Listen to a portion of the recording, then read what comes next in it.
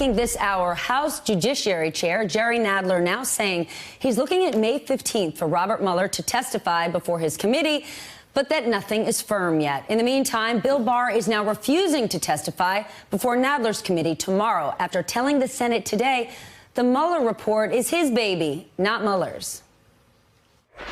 Bob Mueller is the equivalent of a U.S. attorney. His work concluded when he sent his report to the Attorney General. At that point, it was my baby. Baby. It is now Bill versus Barr. It's extraordinary. Former colleagues. Barr's first tenure as Attorney General in the 90s overlapped with Mueller's tenure as Assistant Attorney General for the Criminal Division.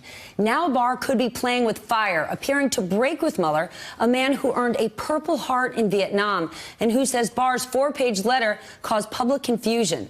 Today, Barr took every opportunity to throw shade at Robert Mueller. A career prosecutor rebuking the Attorney General of the United States, memorializing in writing, right? I know of no other instance of that happening. Do you?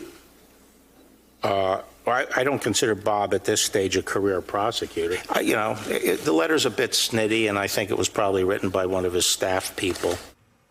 He doesn't consider him a career prosecutor. I wonder if he considers him a great American. Back with me, Joyce Vance, former U.S. Attorney of Alabama, and Christian Farias, an editorial board member for the New York Times. Joyce, Jerry Nadler now saying they're in talks for May 15th. That sounds great, but do you buy it? Jerry Nadler is the same guy with a subpoena and a deadline that the White House blows their nose with. It'll be a little bit of a dance, and at least for now, Mueller appears to be a federal employee. So DOJ, despite Bill Barr's assurances that he'll let Mueller testify, could decide to pull the plug on that. Once Mueller's a private citizen, he has a little bit more latitude, but I think it would be a mistake to think that we will hear a lot more than what's in the report from Mueller. He'll still be prohibited from disclosing, for instance, grand jury or classified information. And so I think we'll hear a lot about Mueller saying, well, you know, that's presented in the report. I wouldn't expect to see a lot more. But if Mueller really wanted to testify, couldn't he terminate his employment with the Department of Justice and show up? I mean, you've got Bob Mueller.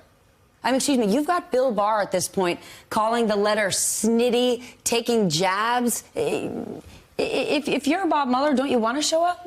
Bob Mueller is an institutionalist. I don't think he'll bend the rules just to get his way. But one thing is clear, that letter that he sent in March, just days after Barr mischaracterized his findings, was a damning letter. You don't do that, as Joyce has said. You don't go to paper on things like this. You don't question the chief legal officer of the United States. And that's precisely what Bob Mueller did. And the letter speaks for itself. He said, hey, look, what I sent you, the summaries at least should be released at this time. And yet what did Bill Barr do? He took 3 more weeks to just hang on to those summaries, hang on to the rest of the report. And in the meantime, the public was confused. Congress didn't have the information. And Mueller and his team, we saw a leak perhaps, or we saw a report saying, hey, look, we're not happy with the way Bill Barr has been spinning this. Let's set the record straight. And that letter pretty much laid it out all on the table.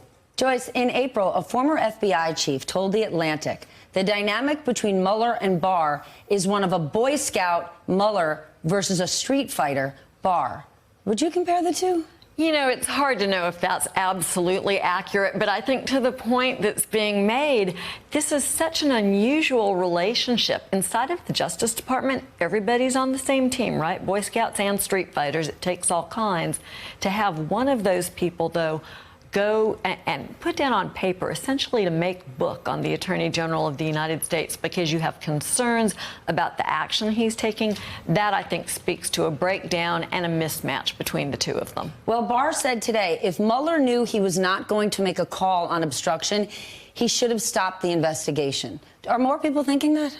I think Bill Barr is the only one who's thinking that, and the reason is maybe Rudy Giuliani and the president. That's right, and one thing that Mueller made clear also in his report is that he rejects wholesale Bill Barr's theory of obstruction, which is very limited. It is very hungry and deferential to the president and his power to control and shut down investigations.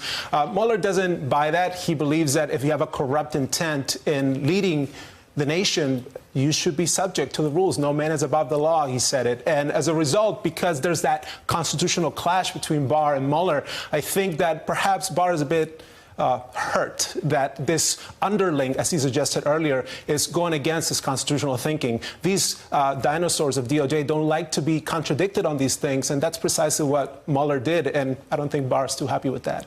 Amazing. Lindsey Graham said he sees no need to call Mueller. Assuming he doesn't, what other avenues can be taken to get him to testify? Well, certainly the House can call him to testify, and that's where perhaps it's more likely that we'll hear him. But look, Bill Barr brings some issues to the table today and talks about his view of phone calls that he had with Mueller. I think increasingly people will want to hear from Mueller, and we may well see him in the Senate, too, before this is over. He calls the report his baby. A 400-page report. Hey, I'm Ari Melber from MSNBC. You can see more of our videos right here, or better yet, subscribe to our YouTube channel below. You could have been anywhere in the world, but you're here with us, and we appreciate that.